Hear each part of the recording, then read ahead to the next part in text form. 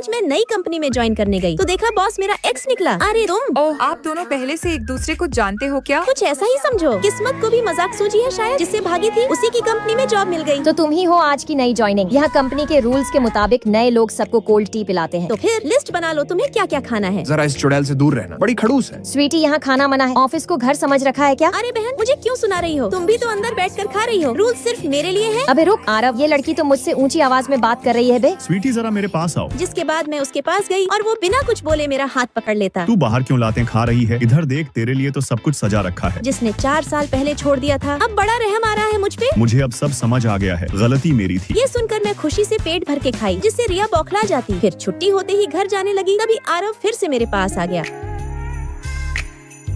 सुनो, उस वक्त जो हुआ वो मजबूरी थी। मैंने जानबूझकर तुम्हें नहीं छोड़ा था। छोड़ो, अब इस पर बात करने का मन नहीं है। मुझे देर हो रही है, बच्चे को लेने जाना है। बच्चा मतलब तुम्हारी शादी हो गई? नहीं होने वाली है। हम सिर्फ 4 साल पहले अलग हुए थे, कहीं वो बच्चा हमारा तो नहीं? पिछले पार्ट में बस आरव को बताया था कि मेरा एक बच्चा है, जिसके बाद तो रिया ने पूरे ऑफिस में बैंड बजा दी। अबे सुना क्या, बॉस की एक्स लौट आई है और वो भी सीधा बच्चे के साथ। सुनो, क्या मुझे मेरी मम्मी के पास ले जाओगे? कहीं ये लौंडा हमारा ही तो नहीं? बिल्कुल मुझ पे गया है। चलो मम्मी तो अभी बिजी हैं, तब तक हम दोनों खेलते हैं। नहीं, पहले एक और लॉलीपॉप चाहिए।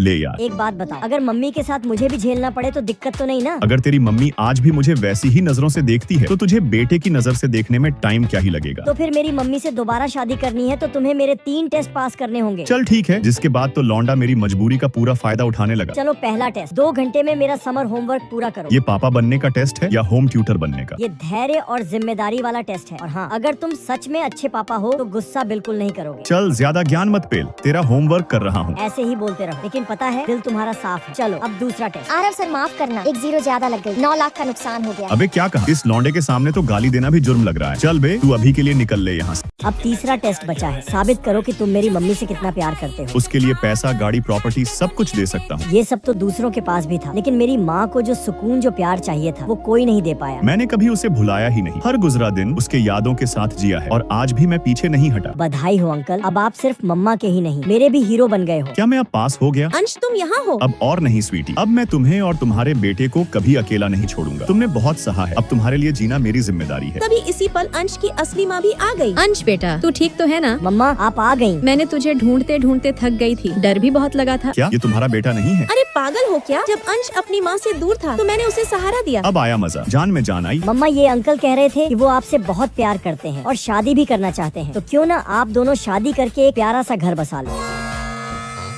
साले ठरकी, फिर से मुझे धोखा देकर शादी की बात कर रहा था। रुक, आज तुझे ऐसे नहीं छोड़ूंगी। और हाँ दोस्तों, अगर आपको भी ऐसी स्वीटी वाली बीवी चाहिए तो लाइक जरूर कर देना।